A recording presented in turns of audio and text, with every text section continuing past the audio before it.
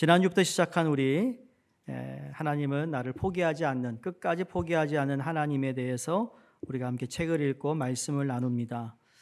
지난주에는 첫 시간인 만큼 야곱이 얼마나 어떤 사람인지 우리가 함께 말씀을 보면서 야곱을 향하신 하나님의 그 야곱을 쫓아가시는, 따라가시는, 소위 추적하시는, 풀스윙하는 하나님을 우리가 보게 되었습니다. 그래서 아버지를 속이고 형을 속여서 장자권을 가지고 도망친 이 야곱이 우리가 읽지 않았습니다만 너무 잘하는 이야기이기 때문에 일부러 스킵했어요. 베델에 잠깐 머무는데, 그렇죠? 돌로 베개를 하고 자고 있는데 하늘문이 열리고 천사가 오르락 내리락 하는 걸 보면서 하나님을 만납니다. 그래서 그리스도인에게도 그렇고 야곱에 있어서 가장 아름다운 만남은 하나님을 만나는 것입니다. 그런 차원에서 볼 때 야곱에게 있어서 베델에서의 하나님과의 만남은 지금까지 그의 인생의 모든 만남 중에서 가장 멋지고 아름다운 만남이었을 것입니다. 마치 저와 여러분이 예수님을 처음 만났을 때, 그분이 우리에게 부어주신 은혜를 경험했을 때 여러분 그 기쁨 알잖아요. 그 감격을 우리가 기억하지 않습니까? 그 만남은 정말 누구하고 비교할 수 없는 만남이에요. 지금도 기억해요.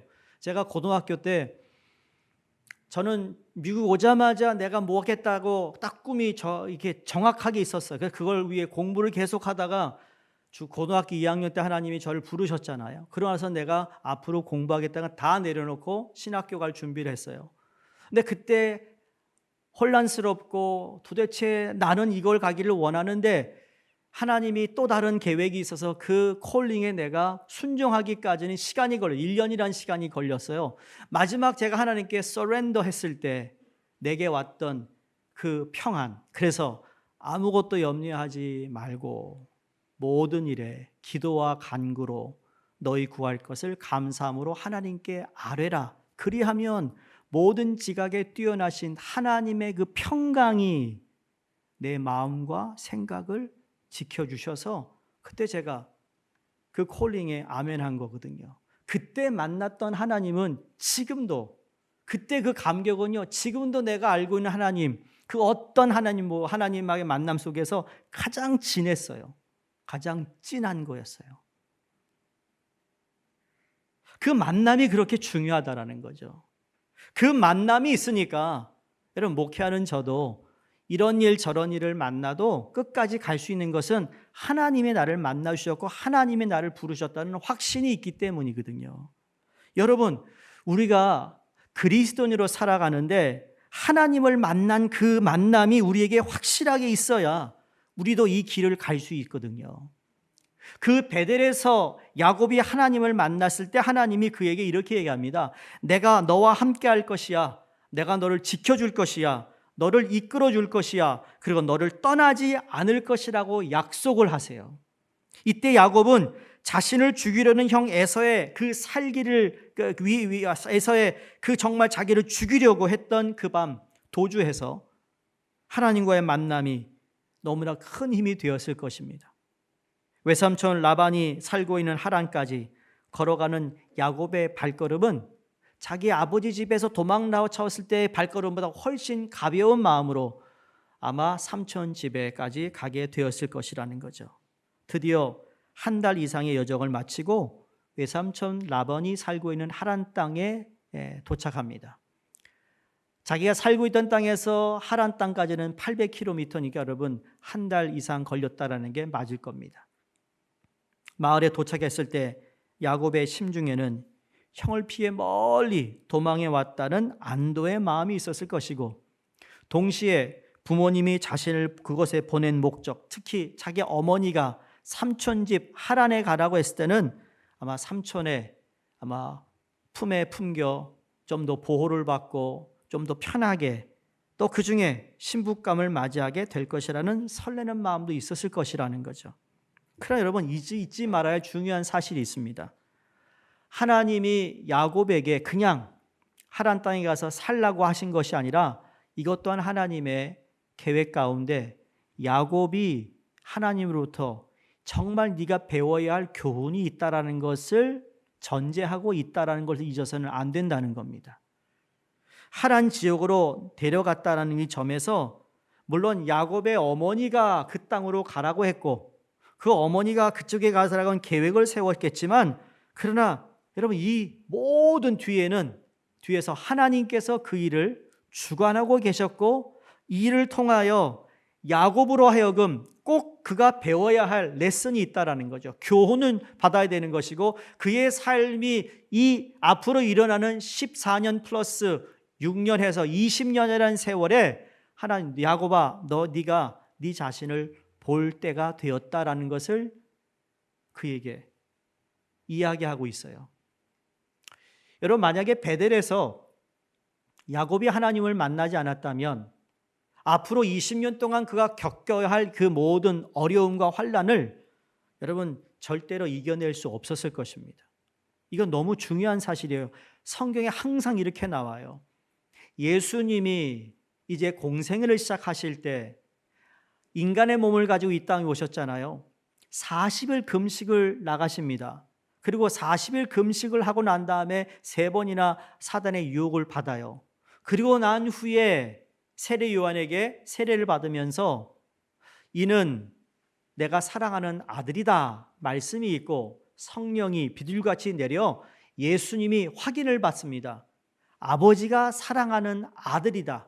이 땅에 보냄을 받은 것에 대한 확신이 있기에 예수님이 하나님의 아들로 성육신하여 이 땅에 살아가는 동안 그 어떤 어려움과 고통과 핍박을 하나님이 이겨낼 수 있었다라는 겁니다. 그게 어디 있었어요?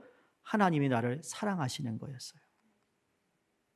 하나님의 사랑이 내 마음에 새겨진 사람은요, 어떤 일을 우리가 만나도 끝까지 갈 수 있는 힘이 바로 여기에 있는 거예요. 하나님이 베델에서 야곱을 만나준 것도 바로 그 이유예요.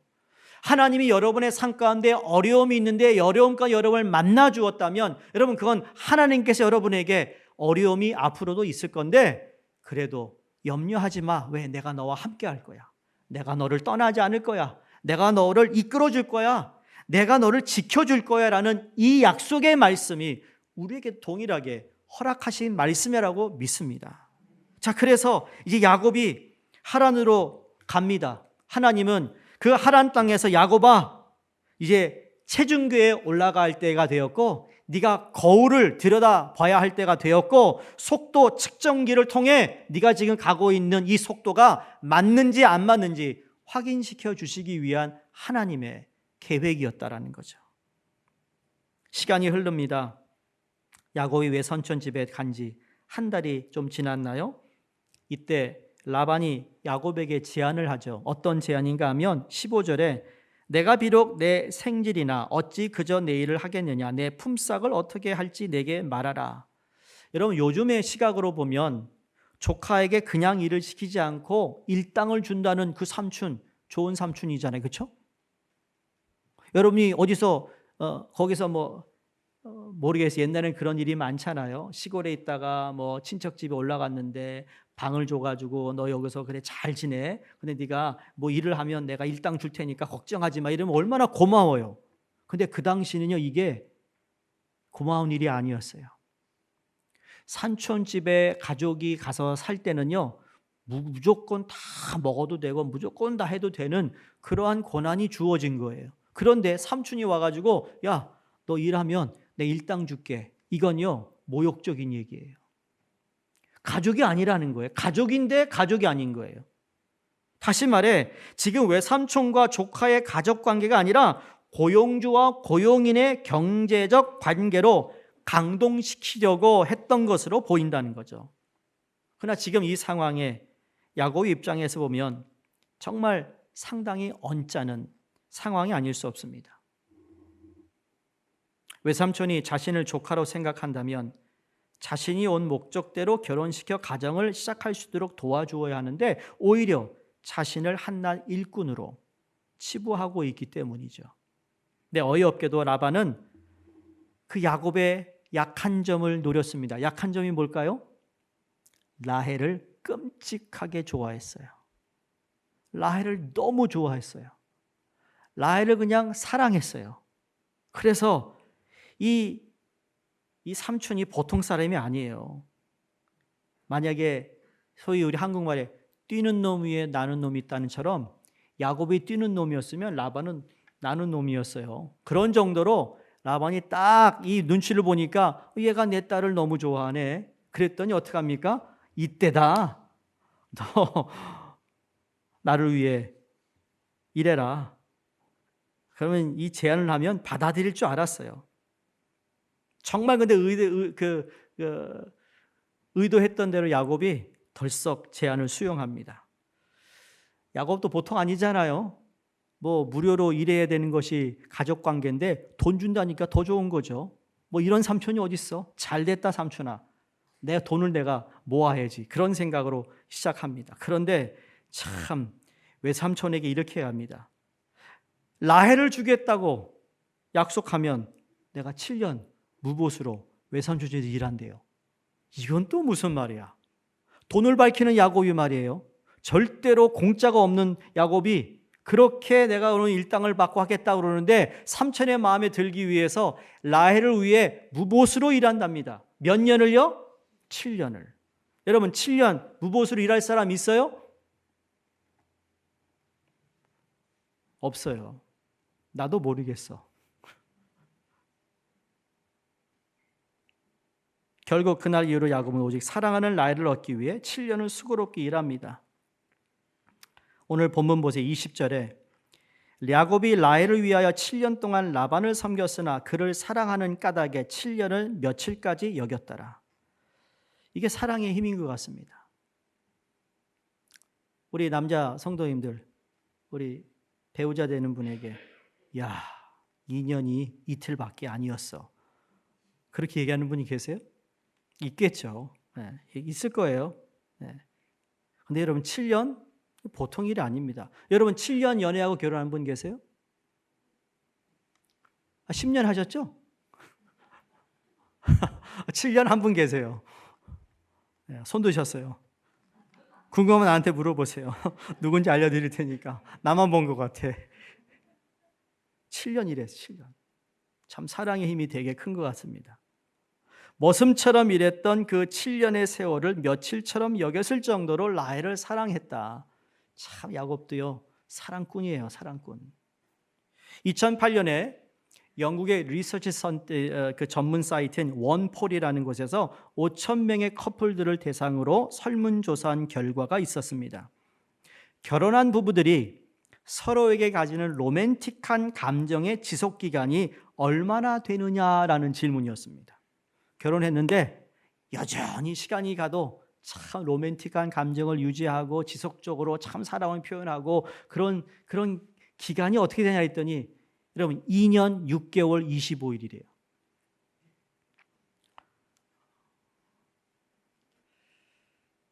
모르겠어요. 서양 사람이라 그렇게 표현한 것 같아요. 한국 사람들은 안 그럴 거예요. 그거 굳이 말해야 되나요? 아직도 사랑하는데 그렇죠?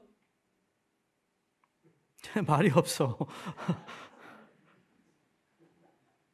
대략 그쯤 되면요. 남자든 여자든 감정적인 설렘이나 흥분은 점점 사라지고 상대에게 소홀해진다는 겁니다. 근데 야곱은 7년이나 세월이 불과 며칠처럼 여겨질 정도니까 말이에요. 야곱이 라헬을 향한 일편단심, 이 대단했다는 것을 짐작할 수 있는 겁니다. 자, 마침내 7년의 세월이 끝났습니다. 라반은 마을 사람들을 모아놓고 성대한 결혼잔치를 베풉니다. 신혼 첫날 밤이 되었어요. 그런데 라반이 라헬 대신 누구를 넣어요? 레아, 언니를 신방에 슬쩍 들여놓습니다. 몰라요. 밤에 못 봤나 봐요. 야곱이. 뭐 유태인들도 보면은 이제 뭐 포도주를 마시고 밤에 그냥 파티가 잔치하니까 몰랐는데 아침에 일어나니까 라헬이 아니고 레아가 누워 있는 거예요. 이야. 그러면서 야곱이 삼촌에게 항의합니다. 왜 나를 속였습니까? 라반은 산전수전, 공준전을 다 겪은 라반을 야곱이 이길 수가 없죠. 라반의 항의에 야곱이 뭐라고 합니까? 한국 사람 이게 유교적인 사상이 있어요. 야, 앞차가 나가야 뒤차가 가는 법이야. 어떻게 언니를 두고 동생을 결혼시키냐? 우린 이해가 돼요, 그렇죠? 언니가 먼저 가야 되는 거예요. 느글맞게 또 라반이 빠져나갑니다. 그러면서 라반이 다시 머리 굴려 야곱에게 또 하나의 제안을 합니다. 너 라헬 진짜 좋아하잖아. 네가 원하는 건 레아가 아니고 라헬이니까 7년 나를 위해 또 섬겨줄래? 그러면 줄게. 이렇게 약속합니다. 속은 너무나도 억울하지만 사랑하는 라헬을 얻기 위해 이 제안을 받아들이고 결국 7년을 더 일해주기로 약조한 야곱은 오늘 보니까 며칠, 7일, 그리고 7년 이렇게 표현하는 걸 보면서 또다시 그 7년이 7일같이, 며칠같이 지나가다는 표현을 합니다. 여러분 야곱의 지난 70여 년의 일생 어떠한 삶을 살아왔죠? 야곱은 자신의 이익을 위해서라면 형도 속였고요. 아버지도 속일 정도로 사람을 등치는 데 있어서는 일가견이 있는 삶을 살아왔어요. 심지어 베델에서 하나님을 만나고 하나님을 경험했음에도 불구하고 하나님이 자기에게 주었던 약속을 거래로만 생각했고 협상할 정도로 여러분 두말 할 필요도 없는 정말 야곱됨의 모습이 여기에 보입니다. 근데 남의 등을 치며 살아왔던 야곱이 드디어 임자를 만나는데 자기보다 더하면 덜했지 덜하지 않은 삼촌을 만나 삼촌에게 이 사기꾼이 사기를 당한 겁니다. 저는 야곱이 라반에게 당한 이 사건을 보면서 이게 심은 대로 거두게 하신다는 하나님의 원리다라는 것을 생각합니다. 심은 대로 거두는 겁니다. 야곱이 라반에게 속수무책으로 당하고 있는 일련의 모든 일들이 과거 아버지와 형에게 거짓과 속임수를 심었던 결과로 보이는 거라는 거죠. 말 그대로 여러분 심은 대로 거둔 겁니다. 자업자득이란 말이 있지 않습니까? 보세요. 장막에서 눈이 멀다시피 한 아버지 이삭을 야곱이 속였습니다. 목소리를 달리하고 그리고 양털을 바르고 그런데 포도주 이 결혼 첫날 밤 포도주와 밤과 정욕과 맹목적인 사랑에 눈이 어두워져 장막에서 속임을 당합니다. 가장 치밀한 계산으로 되돌릴 수 없을 것을 훔쳤던 야곱이 되돌릴 수 없는 결혼에서 속임을 당합니다.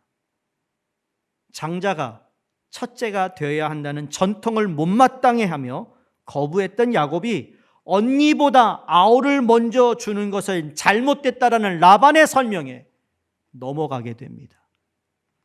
야곱은 외삼촌은 어째서 저를 속이셨습니까? 라는 질문에 라반의 설명에 또 넘어갑니다. 야곱은 속임수라는 씨앗을 심었고 속임수의 열매를 거두게 되었어요. 에서를 속였고 이삭을 속인 후에 라반에게 속습니다. 결국 야곱이 누구에게 당한 것입니까? 야곱 자신에게 당한 겁니다. 왜? 심은 대로 거두기 때문이에요. 심은 대로 거둔다는 것은 만고불변의 법칙이에요. 그럼에도 불구하고 사람들은 어리석은 행동을 합니다. 어떻게 해요? 콩을 심고 나서는 팥을 기대한다든지 심지어 심지도 않았으면서 어떻게든 되겠지 하며 열매를 기대한다는 것. 여러분 심은 게 있어야 거두는 게 있잖아요. 사도 바울은 그런 자들 향해 갈라디아서 6장 7절에 이렇게 말합니다. 스스로 속이지 말라. 하나님은 업신여김을 받지 아니하시나니 사람이 무엇으로 심든지 그대로 거두리라. 사람이 무엇을 심든지 그대로 거둔다는 이 만고 이 불변의 진리를 무시하지 말라는 겁니다. 만약 무시한다면 그것은 자신을 속일 일일 뿐더러 하나님을 조롱하고 업신여기는 일이라고 경고하고 있습니다. 여러분 잊지 마세요. 거짓과 속임수를 심었던 야곱은 그대로 속임을 당했어요. 여러분이 거짓을 심으면 거짓이 여러분을 잡아버릴 거예요. 죄가 심으면 죄로 말미암아 사망하고 죄의 삭은 사망이라고 얘기했던 말씀처럼 말이죠. 그러니까 여러분 질문은 성도님들의 여러분의 삶의 자리에 어떤 씨앗을 심고 있느냐입니다. 여러분 이번 한 주에 어떤 씨앗을 심었습니까? 불평입니까? 불만입니까? 원망입니까? 아니면 저주였습니까? 그럼 그건 심은 대로 거두게 되어 있습니다. 여러분이 특별히 가족의 마음에 또 여러분이 만나는 사람의 가슴에 어떤 씨앗을 파종하고 있느냐라는 거예요. 사랑과 배려와 희망과 긍정의 씨앗을 심고 있습니까? 아니면 미움과 증오와 절망과 부정의 씨앗을 심고 있습니까? 우리는 야곱의 이야기를 통해 스스로 돌아볼 필요가 있다라는 것이죠. 그게 바로 야곱을 통하여 나 자신을 봐야 하는 것입니다. 싫어도 봐야 하는 것입니다. 거울을 보면 내 얼굴에 무엇이 붙어 있는지 보입니다. 체중계에 올라가면 내가 부인하고 싶지만 여러분 몸무게가 그대로 고스란히 나옵니다. 그래서 올라갈 때 무거운 자켓 입고 안 올라가죠. 검진 가잖아요. 검진 가면 꼭 몸무게를 재요. 그럼 가면 간호사가 올라가래요. 그럼 내가 묻습니다. 꼭 어떡하지? 낮춰야 되니까 신발 벗을까요? 자켓 벗을까요? 괜찮다 그래도 벗어요. 저 닥터 만나면 그게 다 그냥 좀 체중이 올라가셨어요. 그 얘기 듣고 싶지 않아가지고 이왕이면 의사 선생님 앞에서는 제가 꼼짝을 못합니다. 아버지 그래요. 나 아버지 아니야. 왜 자꾸 아버지라 부르는지 모르겠어요. 아니 목사라 부르는 게 훨씬 편하겠는데 아버님 그러면 안 돼요. 나를 유일하게 책망하는 사람이 의사 선생님이에요. 근데 좋지. 약을 먹으러 다 먹고 있잖아요. 지금 순종한다니까요. 어찌되었던 그냥 올라가면 다 드러나게 돼 있어요. 무엇을 심고 있나요? 특별히 입에서 나가는 말이 다시 돌아온다는 사실을 유념해야 합니다. 인간의 말은 마치 강물을 거스러 오르는 연어처럼 자신이 태어난 곳으로 되돌아가려는 귀소 본능을 지니고 있기 때문이에요. 그게 말이에요. 여러분 말은 그냥 공중에서 사라지지 않아요. 내가 한 모든 말은 다 전달이 되게 돼 있어요. 좋은 말을 했던 나쁜 말을 했던 흉을 받던 칭찬을 했던 모든 말은 다 태평양 건너서도 가요. 대서양 건너서도 가고 말은 그래요.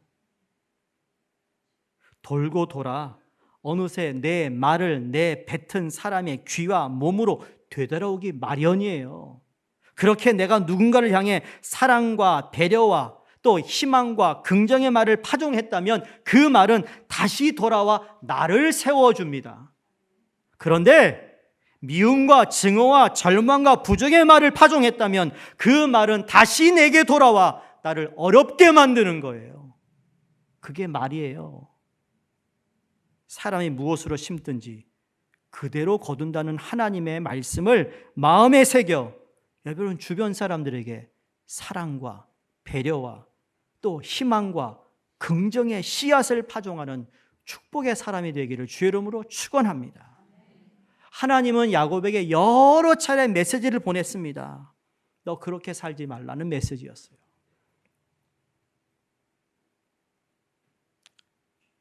반복해서 너 그렇게 살지 말라. 근데 그렇게 살지 못하는 야곱에게 하나님은 여전히 은혜를 베풀어 주세요. 축복의 어떤 형태가 그의 삶에 있었어요. 어떤 거죠? 800km를 가는 자기 아버지 집에서 하란 땅까지 강도나 도적을 만나지 않았어요. 하란 땅에 무사히 도착해서 이게 은혜잖아요. 라헬 같은 미인을 만났어요. 그 미인의 언니도 얻었어요. 와이프가 둘이나 되네. 그 시녀 둘까지 줬네. 게다가 7년의 노동을 의미보다는 즐거움으로 여겼어요. 야곱은 왜 이런 선물들을 하나님이 그와 함께 하신다는 뜻으로 해석하지 못했을까라는 안타까움이 있어요. 지금 하나님이 당신과 함께하고 있다는 것이 이미 보여지고 있는데 하나님이 나와 함께하지 않다라고 불평불만하고 있는 이 모습이 우리의 모습 같지 않냐는 거예요. 여러분이 기도한 내용, 여러분 하나님이 안 들어준 기도가 있나요? 아니요. 대부분 다. 제가 EM 사역할 때부터 여러분 지금 담임까지 하는 거 보면 여러분의 자녀 어렸을 때 제가 다 봤습니다. 내가 다 주례했어요. 돌예배, 돌잔치 내가 다 해줬어. 나도 많이 나이 들은 것 같아. 다 봤어요, 다. 가정사마다 여러분 기도 제목 없던 자녀가 과정이 없었어요. 아이가 목사님 뭐가 좀 더뎌요. 뭐가 좀 느린 것 같아요. 기도 다 시간 지나면 다 하나님이 한 빼고 다 정상적으로 좀 살고 있어요. 그게 무슨 사인이냐고요. 하나님이 너와 함께한다. 내가 너 이끌어주고 있어. 나는 다 봤어요. 20몇 년 동안. 안타까운 건 그 자신들이 그걸 못 보고 있다는 게 안타까운 거죠. 제가 담임 목회하면 여러분이 가졌던 기도 제목, 아프면 아픈 대로 기도해드리고 힘들면 힘대로 기도해주고 하나님이 다 나름대로 하나님이 세워가시는 일들을 우리가 보지 않습니까? 아닌가요? 그러면 내가 이해하지 못한다면 하나님 이 사건을 통해 내게 무슨 말씀을 하고 계신가요? 라고 물어야 되는 거 아닌가요? 오로지 내 생각, 내가 맞다는 생각에 딱 틀에 잡혀가지고 다른 것은 절대로 받아들이지 않는 여러분 그 틀을 하나님이 깨고 싶다라는 건 생각 안 하시나요? 하나님은 야곱이 교훈을 얻고 삶의 방향을 바꿀 기회를 수없이 허락하셨어요. 하지만 야곱이 그렇게 하지 않았습니다. 참 야곱도 정말 질깁니다. 대단합니다. 여러분 그런 분 있죠? 나 함부로 이렇게 호락호락 하는 사람 아니야. 그렇죠? 맞아요. 대단하신 분이에요. 근데 대단한 분이 저 위에 계세요. 하나님 그러한 야곱을 절대 포기하지 않으셨다는 점입니다. 절대 외면하지 않으셨다는 거. 왜? 그게 바로 은혜라고 말하는 거예요. 하나님의 은혜 때문이에요. 이해할 수 없는 은혜예요. 왜 그렇게까지 하실까? 왜 끝까지 포기하지 않을까 나를? 하나님의 은혜예요. 사랑하는 성도님들 이 은혜를 가볍게 여기지 않기를 바랍니다. 이 은혜로 하나님의 메시지를 귀담아 들을 수 있기를 간절히 바랍니다.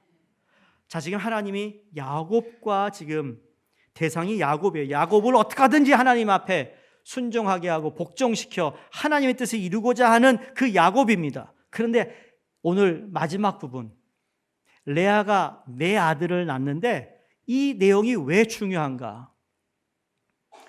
내가 하나님 앞에서 기도하는 제목이 있고 내가 하나님 앞에서 정말 하나님 나를 불쌍히 여겨달라는 그러한 모습으로 주님께 나오는 여러분. 근데 여러분 하나님은 나 혼자만 보시는 게 아니고요. 우리의 가족까지도 책임져 주시는 하나님을 우리가 만난다라는 거예요. 잘 아시잖아요. 엉망진창인 야곱의 가족을 포기하지 않으시고 끝까지 은혜를 부어주심은 야곱뿐만 아니라 야곱의 두 아내에게도 마찬가지입니다. 지금 두 아내의 사이가 어떻습니까? 아니 언니 동생이었어. 근데 결혼한다는데 언니 동생이 아니야.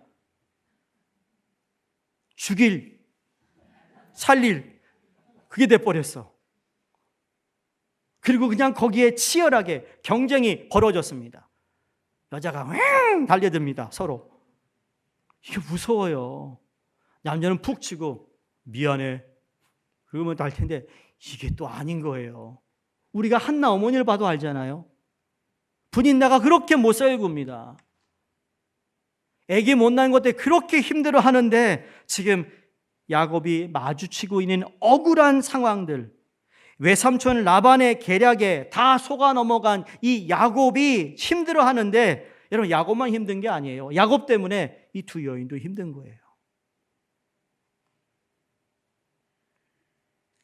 성경이 뭐라고 그럽니까? 레아보다 라헬을 더 사랑했다는 이 문자를 그대로 보면 야곱이 레아도 사랑했다라는 겁니다. 근데 라헬을 더 사랑했다. 그러니까 마음이 더 쏠렸다라는 거죠.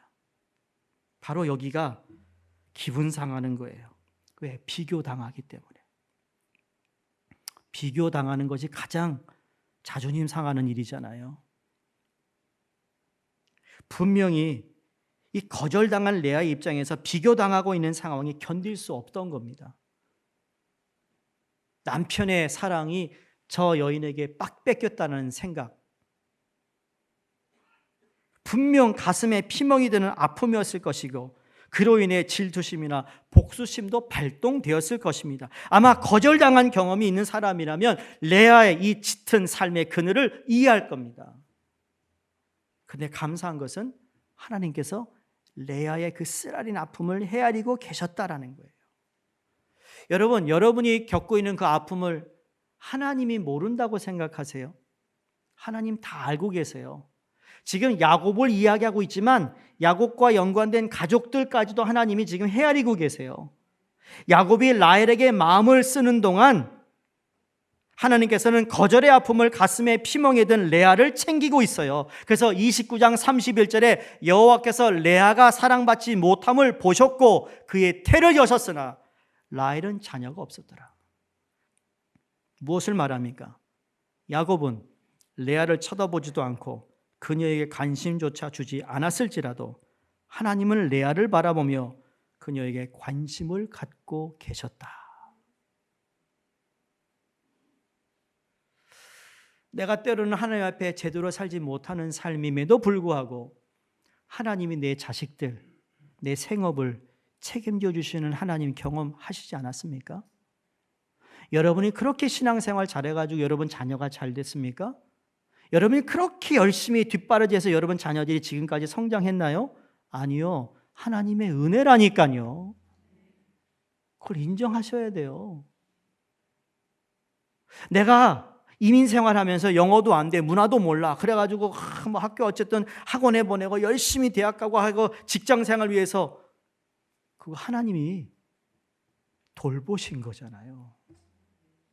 그걸 보더라도 하나님이 나를 포기하지 않고 끝까지 나를 붙드시고 계시나라는 메시지를 우리가 받아야 되잖아요. 아닌가요? 나는 그것도 하나님의 큰 은혜라고 생각합니다. 하나님은 거절당한 이에게, 소홀히 여김을 받고 있는 이에게, 삶의 그늘진 곳에 머무는 이에게 관심을 쏟고 계세요. 하나님께서 애굽에서 노예 생활을 하고 있던 이스라엘 백성을 건져내기 위해 모세를 지목하셨던 상황을 우리가 말씀을 통해 알 수 있습니다. 출애굽기 3장 7절인데 여호와께서 이르시되 내가 애굽에 있는 내 백성의 고통을 분명히 보고 그들의 감독자로 말미암아 부르짖음을 듣고 그 근심을 알았다. 할렐루야. 고통당하는 자들, 거절당한 자들의 괴로움을 보셨어요. 소홀히 여김을 받고 있는 작은 신음소리까지 듣고 계세요.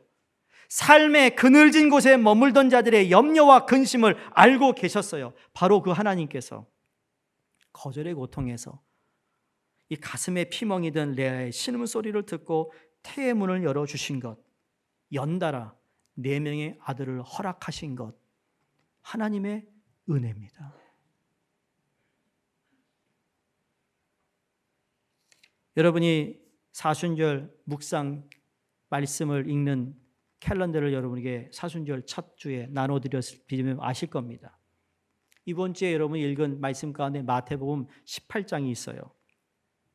천국에서 누가 큰 자입니까? 질문에 예수님이 어린아이를 데리고 오시더니 이 어린아이 같지 않으면 천국에 들어가지 못한다 그랬습니다. 그리고 나서 그 18장 6절에 이 작은 자 하나를 실족하게 하지 말라 그랬어요.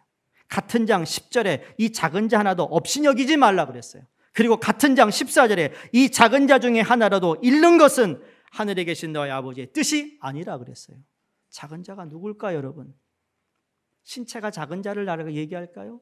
아니요. 아파하는 자,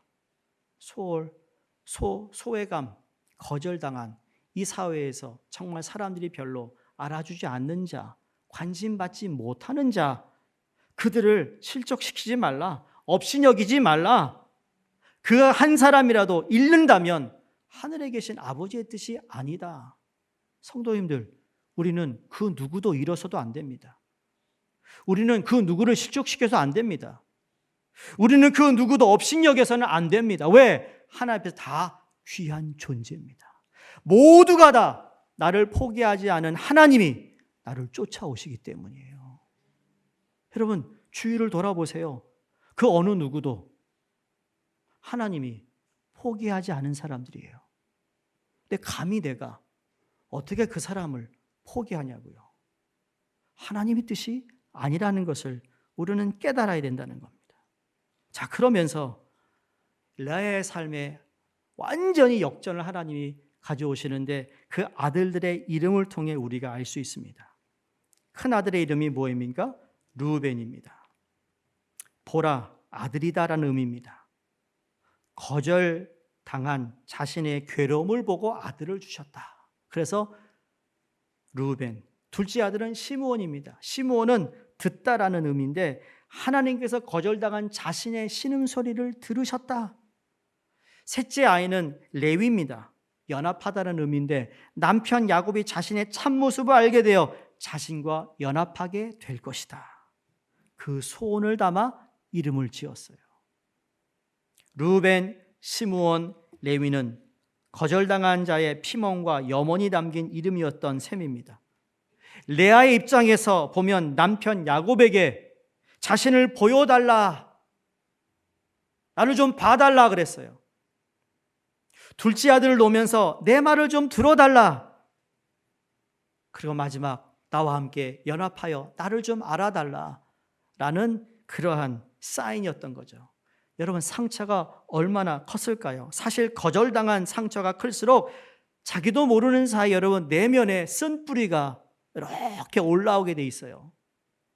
그냥 놀라운 것은 거절당한 일을 결코 외면하지 않으시는 하나님의 따뜻한 사랑과 관심으로 인해 레아의 내면에 자리 잡고 있던 이 쓴뿌리가 하나씩 하나씩 뽑히더라는 겁니다. 그런 나중에 뽑혀 네 번째 아들의 이름이 뭐라고요? 유다. 유다의 뜻은 찬송하리랍니다. 그동안 거절당한 아픔으로 인해 늘 탄식만 하던 레아가 이제 하나님의 사랑과 관심 속에서 찬양하게 되었다라는 것.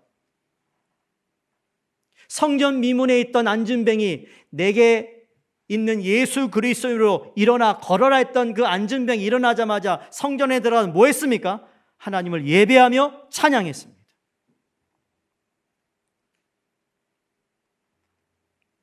사마리아 여인, 우물가에 만난 예수님을 만난 후에 그 여인이 동네에 들어가 하나님 예수님을 만났다 하며 찬양하며 경배했습니다. 여러분, 이게 우리 인생의 가장 중요한 포인트예요. 울고 감정이 조금 뭉클하고 이게 전부가 아니라 바로 그 하나님을 만나 내가 찬양의 자리로 나아가고 경배의 자리로 나아가는 것, 그것이야말로 하나님이 레아를 회복시켰고 레아의 쓴뿌리를 하나씩 하나씩 다 뽑아주신 증거가 된다는 사실이에요. 전날의 한숨이 변하여 환희의 노래가 된 것입니다. 그래요, 하나님은 레아의 쓰라린 마음을 만지고 치유해 주셨습니다. 그리고는 마침내 레아가 찬양하는 여인으로 그를 바꾸어 놓습니다. 바꾸어지고 변화된 레아의 여러분 그 삶이 어떻게 됩니까? 심지어 레아의 후손들을 통해 이스라엘의 역사상 위대한 인물들이 바로 그 레아의 자식을 통하여 그 일이 벌어집니다. 레위 지파가 바로 이 레위인 거예요. 모세와 아론과 제사장의 가문이 레위에서 출발합니다. 유다는 다윗의 왕가를 배출시켰고 그가 그 가문을 통해 만왕의 왕이 되신 예수님이 이 땅에 오신 것입니다. 사기쳤던 야곱이 사기당하고 있을 때 하나님은 그의 가정을 만져주시고 돌봐주신 이 하나님을 우리는 만나야 한다는 것이죠. 지금 혹시 레아처럼 거절당한 아픔에 탄식하며 남몰래 눈물 흘리고 있다면 잊지 마시기 바랍니다. 하나님은 여러분의 탄식과 아픔을 보고 계시고 듣고 계시고 알고 계시다라는 것, 무엇보다 바로 그 하나님께서는 여러분의 후손을 향한 놀라운 계획도 가지고 계시다라는 것. 그 믿음으로 나아갈 때 하나님은 전날의 한숨이 섞인 탄식을 반드시 기쁨의 찬송으로 역전시키시는 하나님이 되심을 믿으시고 그 하나님을 바라보며 하나님이 나에게 쏟고 있는 그 따뜻한 사랑, 무한적인 하나님의 은혜를 다시 한번 돌아보며 그 은혜로 채워지는 우리의 삶이 되기를 주 이름으로 축원드립니다. 기도하겠습니다.